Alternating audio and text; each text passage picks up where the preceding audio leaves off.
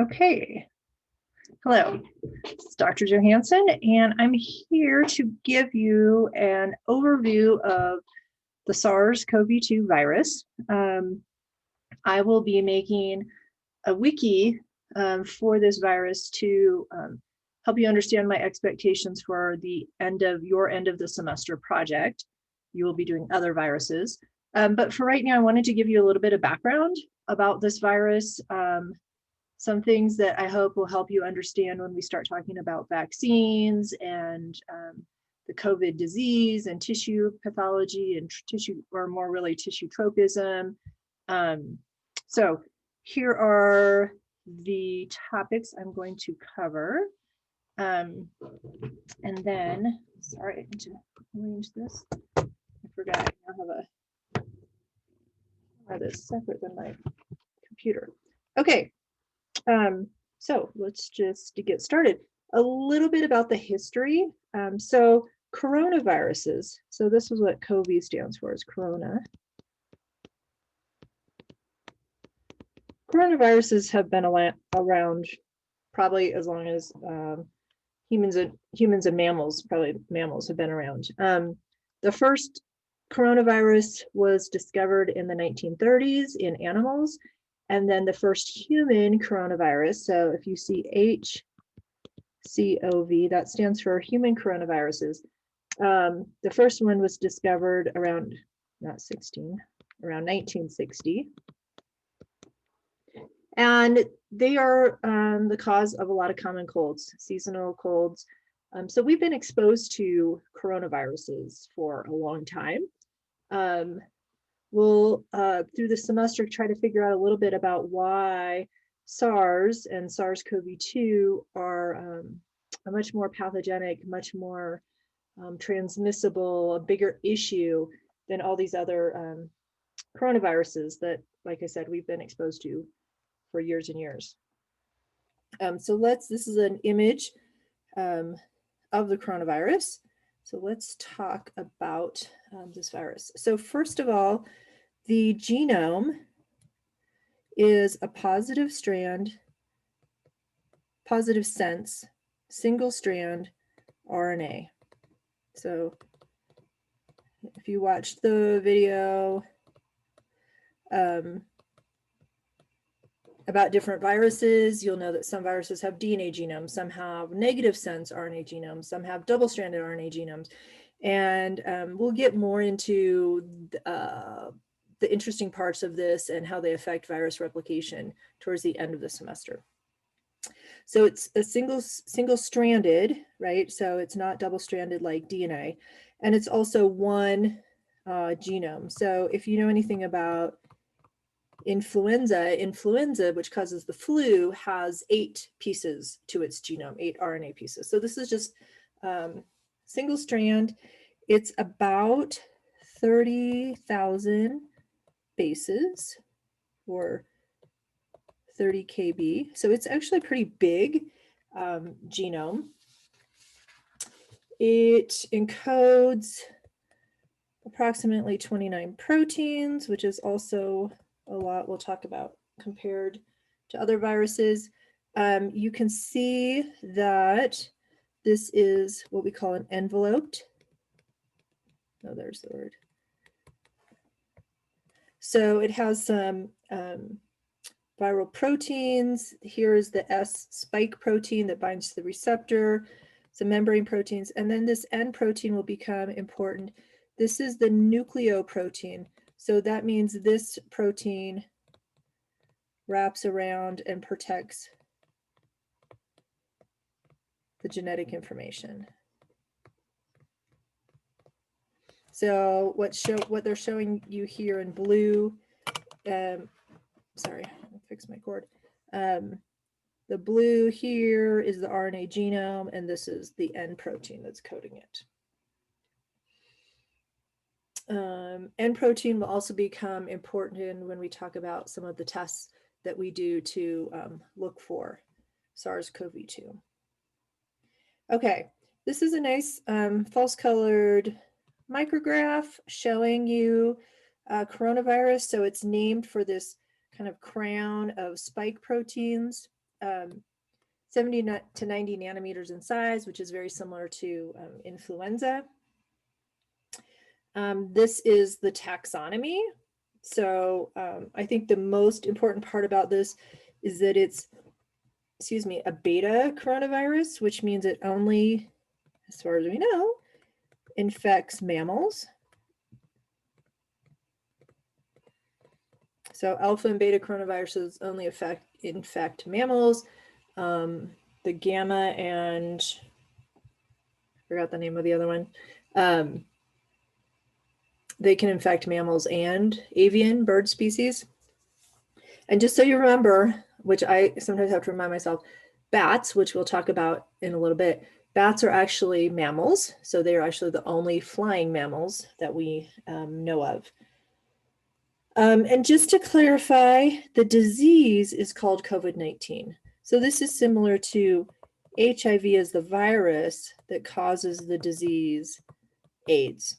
So I'm really going to try to be good about calling the virus SARS-CoV-2 and calling the disease or symptoms in people COVID.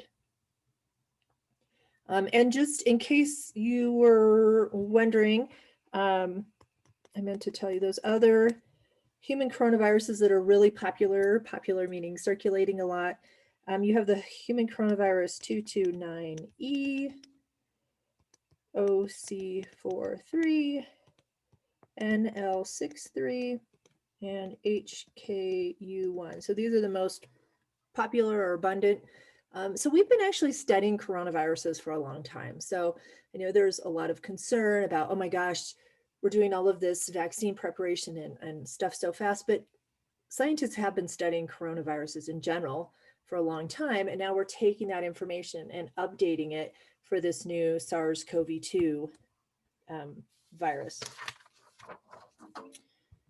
Okay, general replication information. I will go through more of this in detail in the wiki, but just to kind of orient you. So the first stage, and I put that the replication video was optional right now because it will be really important towards the end of the semester. But if some of this is kind of like, what is she talking about? Go ahead and watch the replication video now, especially if you have time before end of semester gets busy. It will help you in some of the steps I'm talking about. So when we talk about the virus replication cycle, there's really 6 steps. And the first one is attachment. And that really has to do with the receptor. So the receptor, which means the protein on the surface of the cell that the coronavirus recognizes for entry, is called ACE2. And I'll talk more about this in a little bit. Entry is by endocytosis, which means this is receptor-mediated endocytosis, if you learned that in cell biology. And this means that the virus is taken into the cell in a little membrane, which we call an endosome. Sometimes you'll see this called a lysosome because very quickly things that are taken into the cell, the endosomes are merged with vesicles that contain the lysosome enzymes, because normally we want to break down whatever we've taken in, whether it's food or a foreign substance like a virus or a bacteria.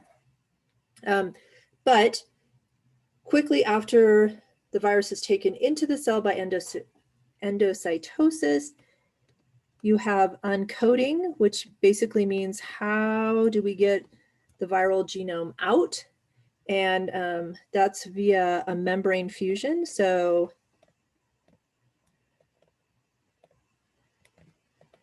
basically the membrane of the virus fuses with the membrane of the endosome and it releases the viral RNA into the cell.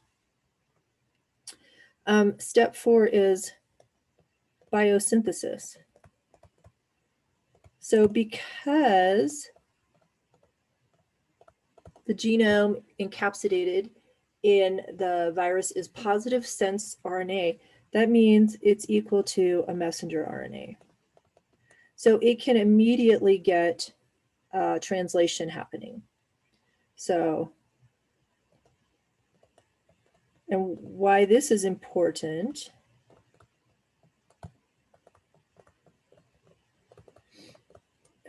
is it needs to produce the RNA-dependent RNA polymerase, or RDRP, which is the replication protein for the virus. So we do not replicate RNA in our cells, right? We have DNA to RNA to protein, or even just DNA to RNA, functional RNAs. We never go RNA to RNA to RNA to RNA. And so what this virus has to do is it takes its positive stranded RNA and it's converted or copied to a negative strand RNA, which then undergoes more transcription into all these positive stranded RNAs. And it gets replicated to positive stranded RNAs, which are viral genome that will be packaged. And what this is showing you, this is the N protein, the nucleocapsid right here, that's getting translated and coding that viral genome for protection. RNA is a fairly unstable molecule compared to DNA. So we get our RNA genome, we get it translated, we get it replicated. So replication means a positive strand to copy to a negative strand to more positive strands. We get transcription happening. And so we start translating and making all these viral proteins. And the fifth step is assembly. And what I want you to understand is that assembly is happening in the ER and the Golgi. So all of these viral proteins are starting to come together. It's making the envelope, which is going to encapsulate this genome. And then the exit, last step, depending on the source, it's either by budding or exocytosis. This to me looks more actually like exocytosis, where the little blue here, the light blue, is the vesicle membrane, and it goes up to the plasma membrane and fuses and releases. So we're really going to talk about exocytosis when we talk about the release or exit of this virus out of the cell.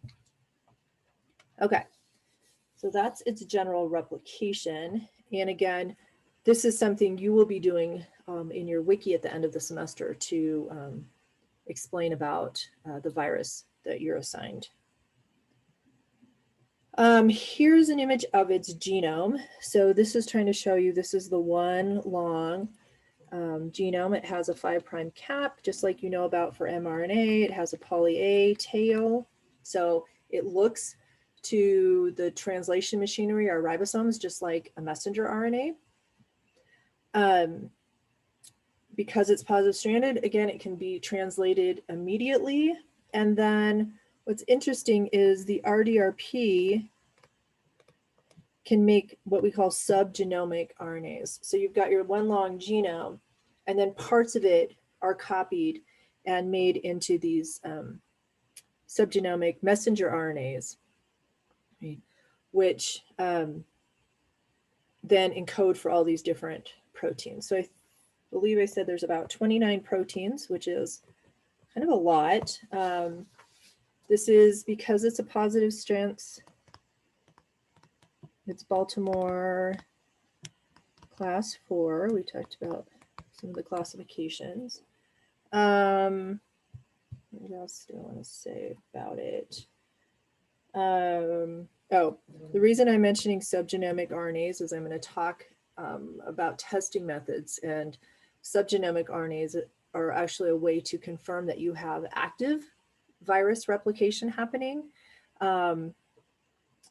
because what the PCR is doing right now is it's just looking for this genomic RNA, but subgenomic RNAs are not made unless it's active infection.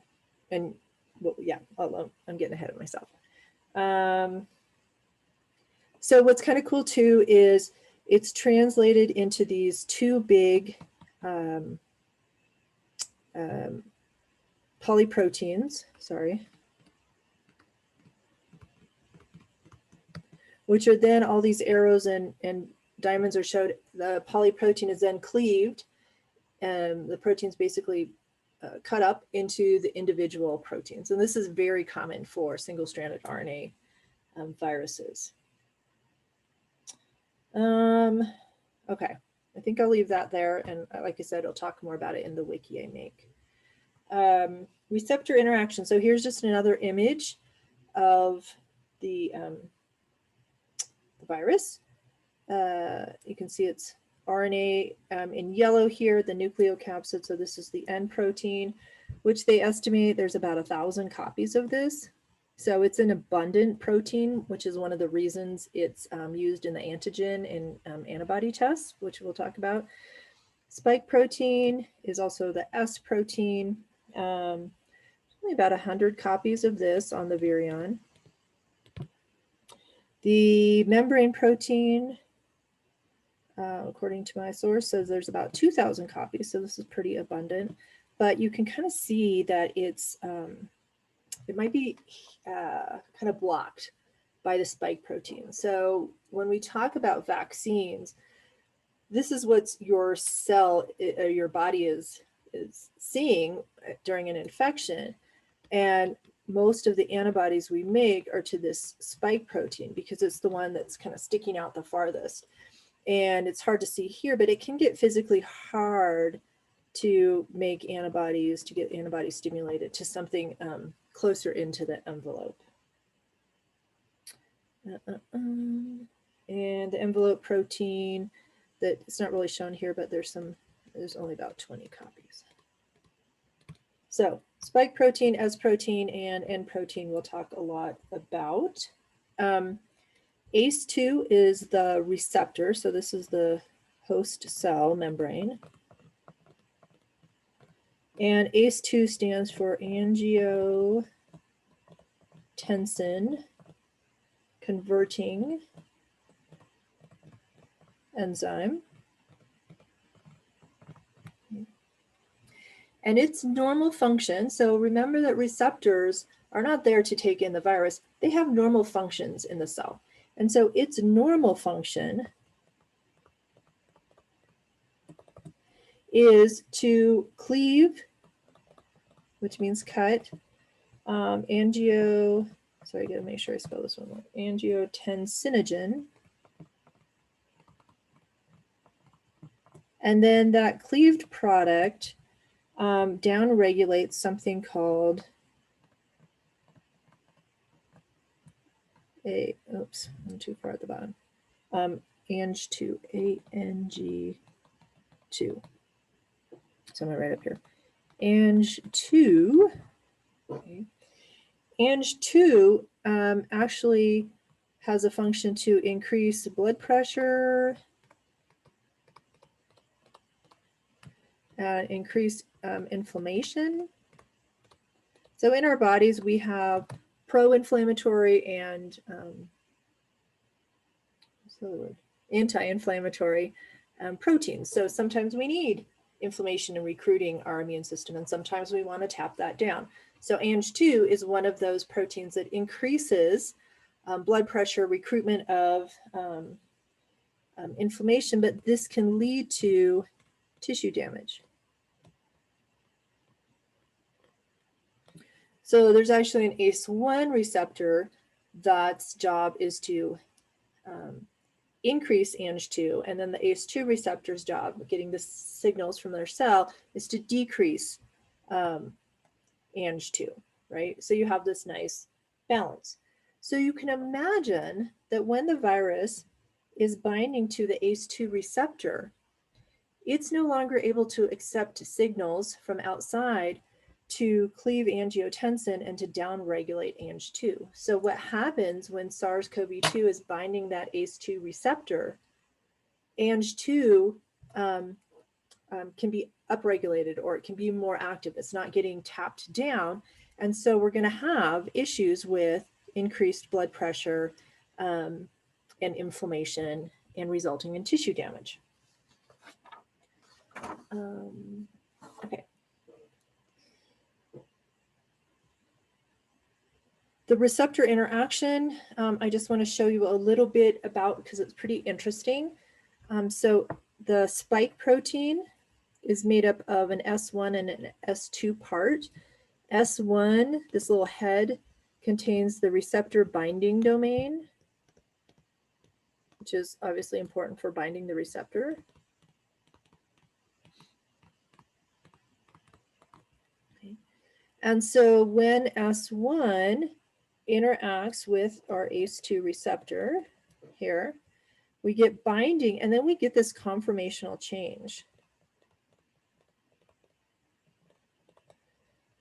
And the virus actually, the spike protein actually gets cleaved, and S2 is important for fusion. So when I say fusion, I mean the membrane of the virus is fusing, interacting with the plasma or the cell membrane, and then it's going to get wrapped up for our endocytosis. S2 is also called, whoops, the stalk. And this is, S1 is also called the head. The spike proteins for influenza are very similar. So some of the strategies that people are using to try to make a really good universal vaccine for influenza, they're looking at the same for SARS-CoV-2. Excuse me, my voice is getting dry. Okay, just a little bit more about receptor interaction. Here is a diagram showing our ACE2 receptor and then another protein, and this is a host protease, which means a protease is an enzyme that cleaves proteins. So this is what I was mentioning before, is that the virus attaches to the receptor, and then you have to have this protease to help cleave and allow for fusion. And then there's another host protease, CTSL, that helps cleave at the lysosome or the endosome you see here, and this allows for release or uncoating of the virus. So we're going to get the RNA into the cytoplasm. So one of the things that I think is important to understand is that you need both the receptor, the ACE2 receptor, and you need these host proteases. And there may be more than these two. Furin, which is involved in influenza, is also one that's mentioned. But you have to have these right cellular components. So that's one of the reasons, if we look at tissue distribution, one of the, oops, sorry, I thought I lost my microphone. One of the reasons that some cells may or may not be infected at all or as efficiently as other tissues. So this is an image showing some general tissue tropism, so where the virus can get in. And the little dots here are to tell you, so in orange, these are the tissues with ACE2 and that host protease. So the virus is going to be able to get in effectively. In the green, this is that endosomal one. So this is for uncoating. This is just trying to tell you that some cells have both of those, some cells don't. Although I will say that even though this one doesn't look like it has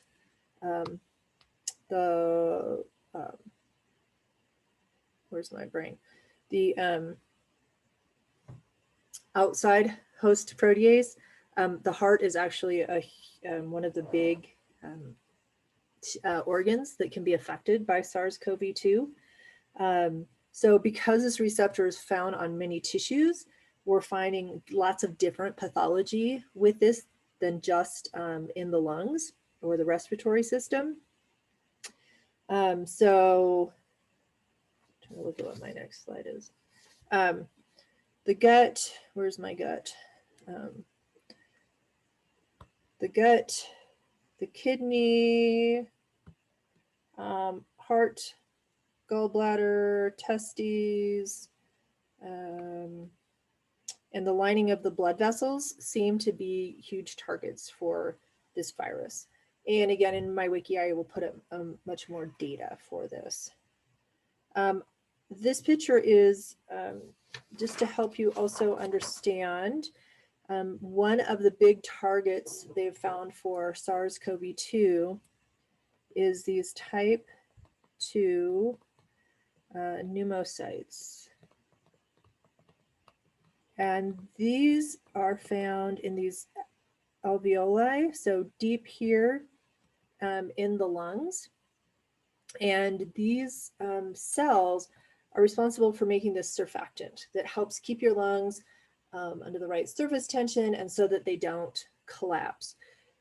So when you get a more severe case of COVID-19, it's most likely because you're getting infection down here, and this is really affecting the production of that surfactant, and so it's causing damage to the lungs.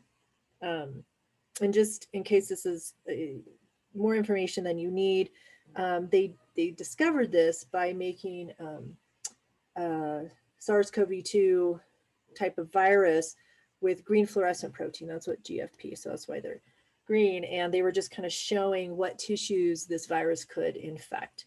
So SARS-CoV-2 is really more of an upper respiratory infection, and we'll talk about that in a minute. That's why it's highly infectious, because it's all replicating like right here, and then you're able to get it out and infect other people. That's where we have a lot of ACE2 receptors. But as I showed in that previous slide, there are other tissues with ACE2 receptors and the host proteases, so that we think that the more severe means the virus has gone into different tissues. Okay. So here's just a little bit about the disease, comparing mild and severe COVID. I will just tell you that this is an awesome site. If you look up Viral Zone for whatever virus you have at the end of the semester, this is an awesome site to get lots of information about replication and the proteins, and it's just beautiful figures like this. So mild COVID, I think I told you all I had, I tested positive for COVID in December, and I had mild. I was sick for about a week with probably mainly this inflammatory phase. I had chills, I had fever. I never lost my taste or smell. I didn't ever really have breathing problems, but just like in bed, fatigue, so tired. And then this recovery phase, which was what I was kind of worried about, is I had about 2.5 weeks where I was still like, I'd get up for a couple hours and then have to go take a nap. And my husband was sick with COVID for closer to 3 weeks. We were both at home, and he's just now feeling back to like where he's ready to go out for a run again. So it can be a long duration with that fatigue. What I want you to see, which is a challenge, which is why we're all wearing masks and social distancing, is you are making a whole bunch of virus and you are infectious before you get symptoms. And that's a challenge, right? So this is where we have asymptomatic people who may get a very mild, might not even know they're sick. They're shedding the virus, they're infectious to others before they even have a clue that they're sick. That's the big issue with SARS-CoV-2. Severe COVID is just showing you that what's really happening is this hyper-inflammatory phase. So when we get sick, most of the symptoms are due to our immune system reacting to this pathogen. And what we're finding with COVID is that it's for some reason triggering this huge cytokine, which is immune signaling molecules. And we're getting this huge inflammatory.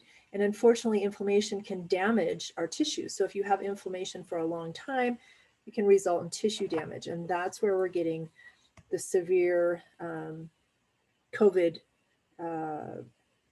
symptoms or disease. And nice, recovery or death, right? I wanted to contrast this to SARS. So SARS was an epidemic in 2003, and we were able to shut that down. It was mainly stayed in Asia. They were able to shut that down really fast because, look, you get sick, you feel sick way before you start shedding the virus.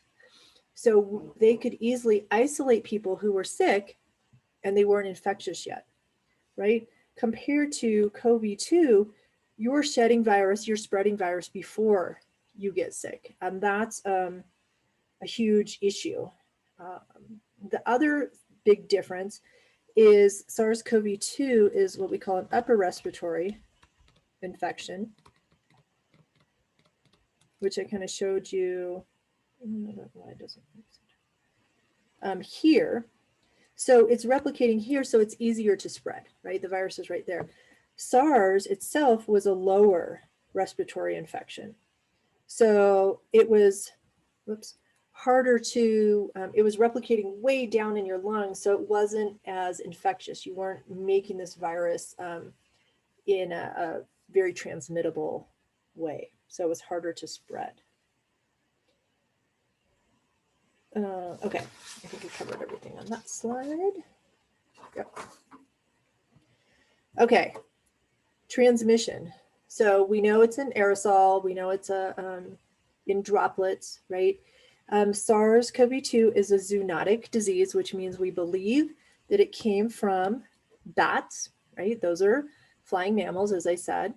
Bats host a lot of coronaviruses, and bats don't get sick. They have a really cool immune system. So zoonotic means from animal to human, sorry.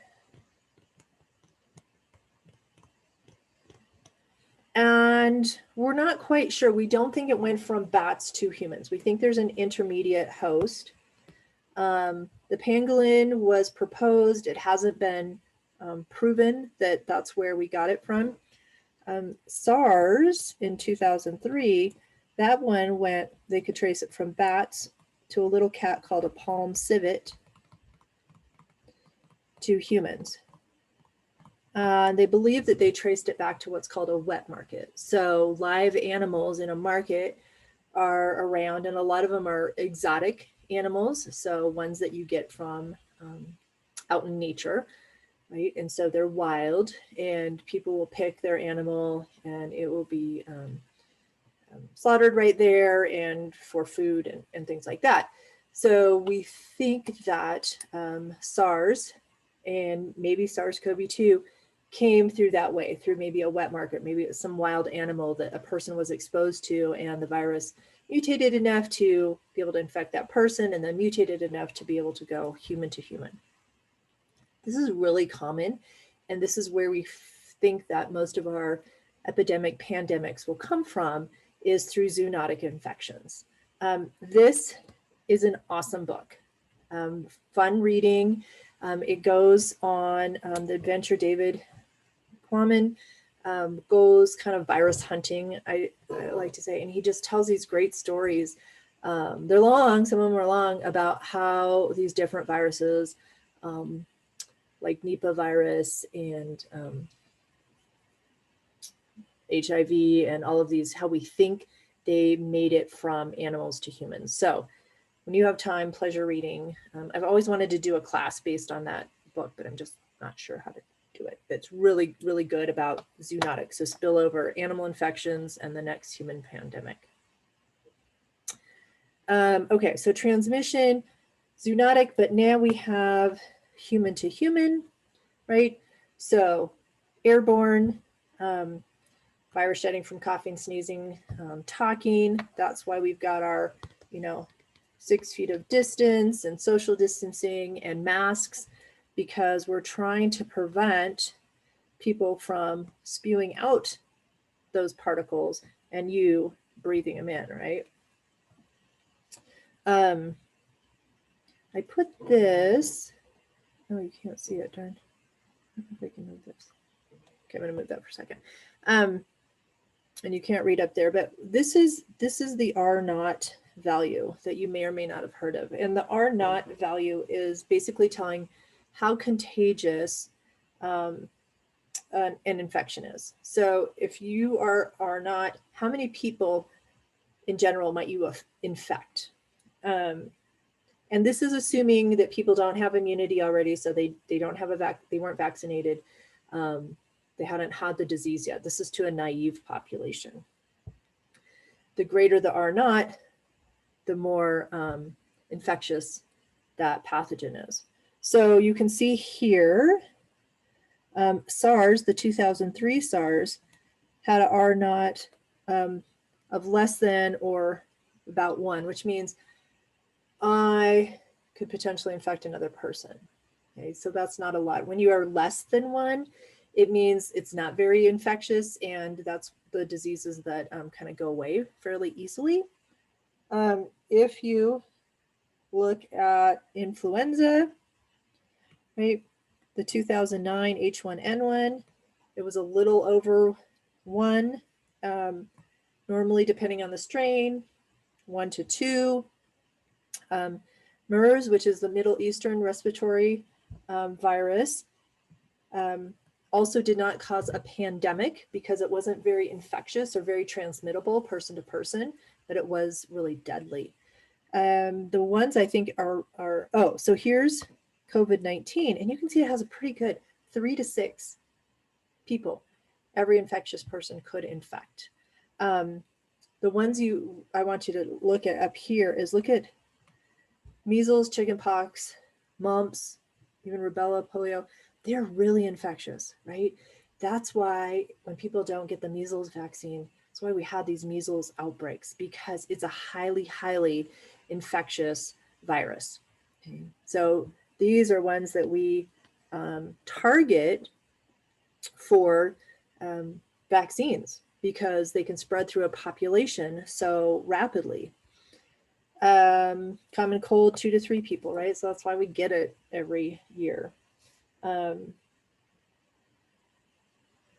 what I wanted to say is that the higher the R naught, the greater the number of people we need vaccinated for herd immunity. So they're saying, let me just double check my,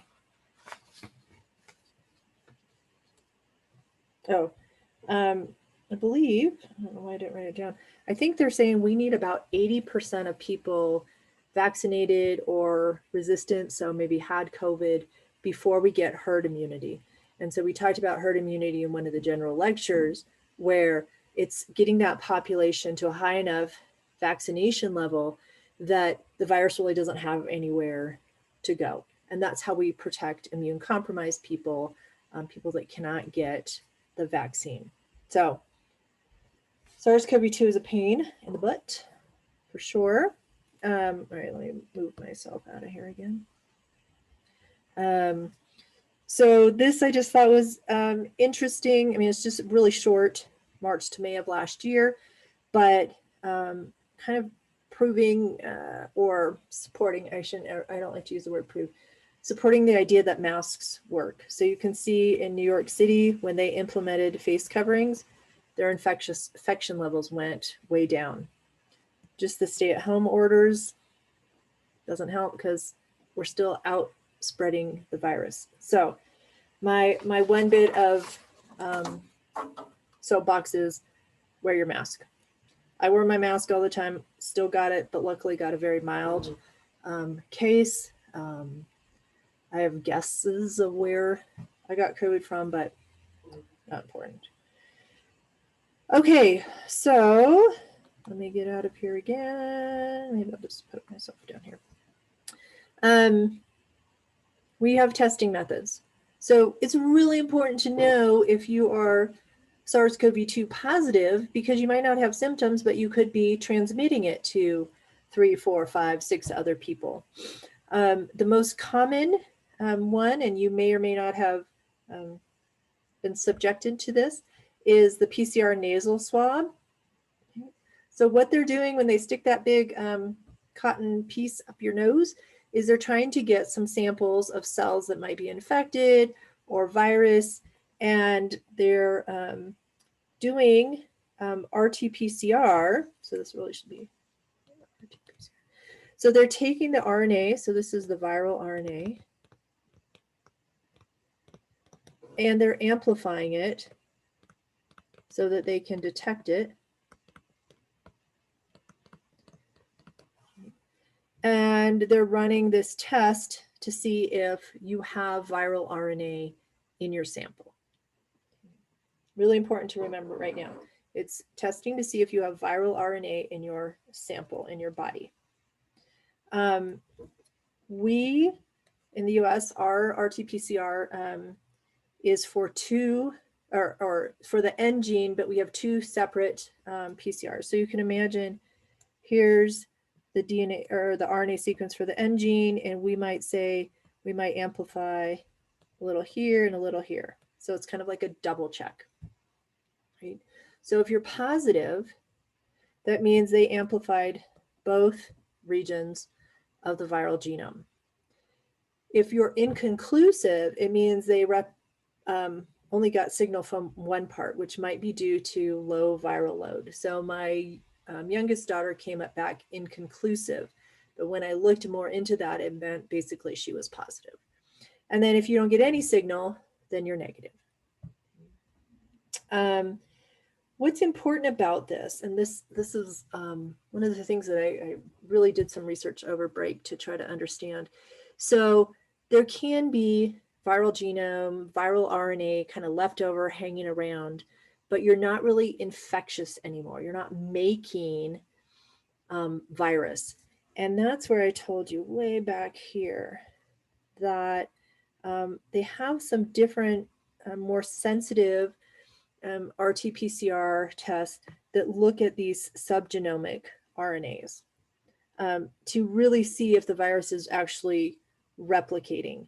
And I don't know exactly where the primers are to tell you how they can distinguish this from this, but maybe by the time I get my wiki done, I will. But that's, so the recommendation is that after you test positive with this RT-PCR test, you do not get another test for 90 days because you can now get what they call false positives.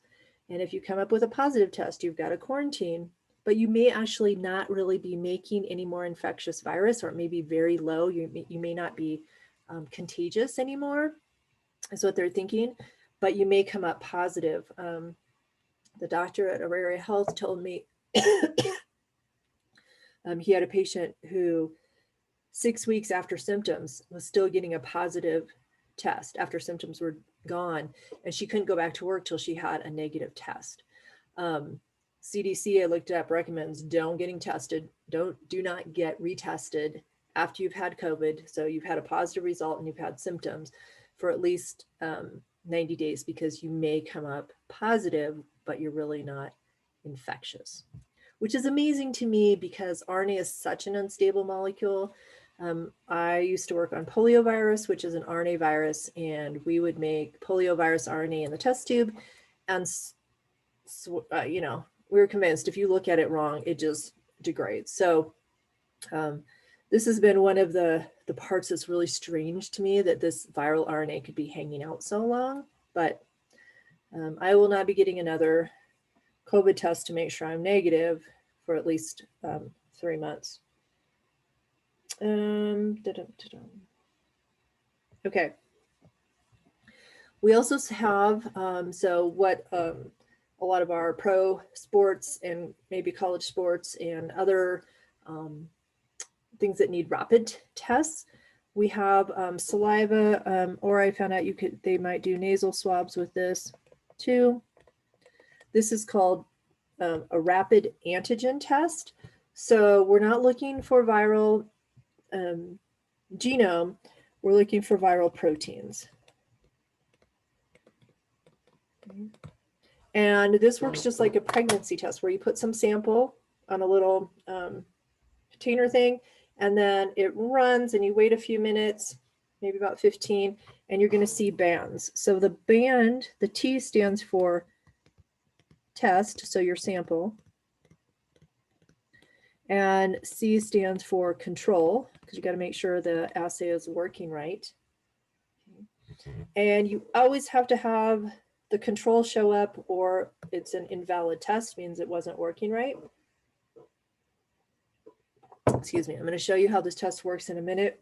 What I want you to understand is that this is much less sensitive than the PCR test, so you can get a lot of false negatives with this test. I didn't get the numbers on it, but I kind of felt like, well, why are we doing this if it comes up with a lot of false negatives? But whatever, I'm not making the decisions here. So how this works is, here is your spit or your nasal swab. And here you have antibodies. Whenever you see this Y, it represents an antibody. So you have antibodies that are specific to the N protein, right? The nucleocapsid. And so if you have virus, it's going to be able to bind to the antibodies. And the yellow part on the antibody is the detection. So the thing that changes color. Molecule. Okay. So what you do is you add your spit and it flows. So it's got a wicking here. So it's like paper towels on the other end and you're sucking up the liquid. And so if you have the N protein being present in your saliva or your nasal swab, an antibody is going to bind to that. And then it's going to get stuck on this test line, which has another antibody to the N protein. So you kind of have this antibody sandwich and the virus proteins in the middle. And you will get this color change. We have excess of this antibody and the detection molecule, so that the rest of it keeps going to that second line, the control, the test line. And that's where the excess antibody binds to an antibody to the antibody, and you get both of those lines showing up. So you've got to have your test come up positive and your control come up positive. So that's the rapid test. This is very similar to the rapid strep test. So they take a throat swab, they do this little pregnancy test-like thing, and if you get 2 bands, you're positive for strep throat, and if you get just the control, you're negative. A lot of times not very sensitive, and so they'll still send off the swab for culture. Okay, the other type of test is looking, have you had COVID or have you had a SARS-CoV-2 infection? And so this is blood sample, and it's looking for antibodies that you have made.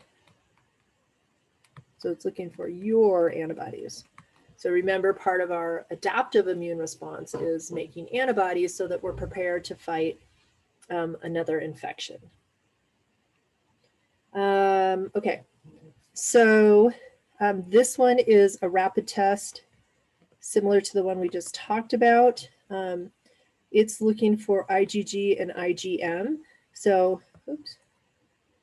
IgM is one of the first types of antibodies you make.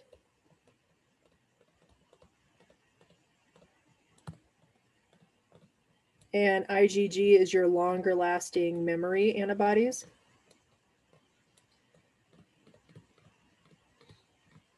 So if you have either of these types floating around in your blood, it means you have been exposed to COVID or to the vaccine. So that's how they validate the vaccines.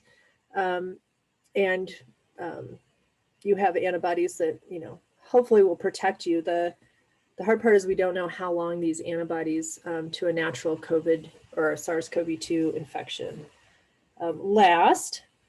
But being a rapid test, again, the sensitivity is kind of the limitation of this, but it's fast, right?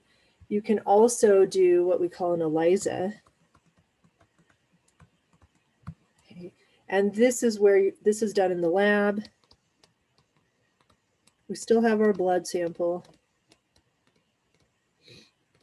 It's much more sensitive. And so you have this little well that has either the N or the S protein, the spike or the nucleocapsid, or sometimes both.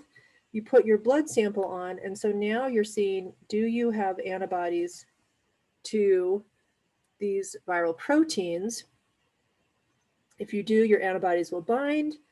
Then you get a second antibody on there with the color detection.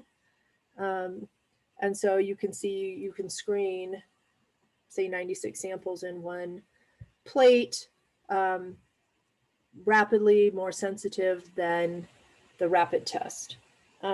This is looking for IgG. Oops, what happened? IgG antibodies. They say seroconversion, which means when you're producing antibodies, can be anywhere from a few days to 2 to 3 weeks post symptoms. So it takes your body a while to make enough antibody that we could detect with these different methods. And like I said, the problem is we don't know how long these antibodies last from a natural COVID disease. So we are also making vaccines. And the one that's being used in this country is an mRNA vaccine. And what that means is you have messenger RNA, which can be translated in a liposome, which is basically a fake membrane. The liposome is made out of a molecule called PEG 2000, polyethylene glycol 2000. They think this might be what's causing a very rare, but a few severe allergic reactions to the vaccine. Though PEG is used in cosmetics and skincare and baby wipes, and PEG 3500, I think, is in Miralax, which is laxative that people take. We especially give it to kids when they're having a hard time learning to poop and get constipated. So it's been around. They're still not sure why a few people are having these severe reactions to the COVID vaccine. This is what they're thinking. As it says, it's a cationic lipid, so it's got a positive charge. It has a little cholesterol. It's made out of PEG. That's the nanoparticle part. And then you've got your RNA inside. The vaccines are called saRNA, so self-amplifying,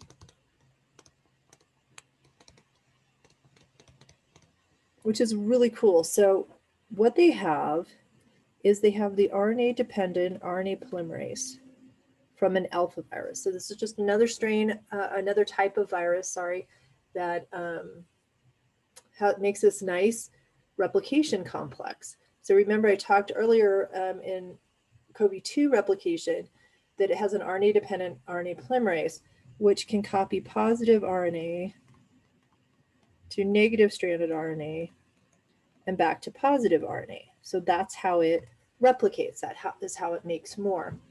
So what we can do is, you see your cap and tail. So this mRNA, this self-amplifying RNA actually will be recognized by our immune system and translated. The RDRP will be translated so that it can make more RNA, and then this RNA will be producing more, being translated to more protein. So this is our antigen. This is the spike protein. It has these CSE sites, which are conserved sequence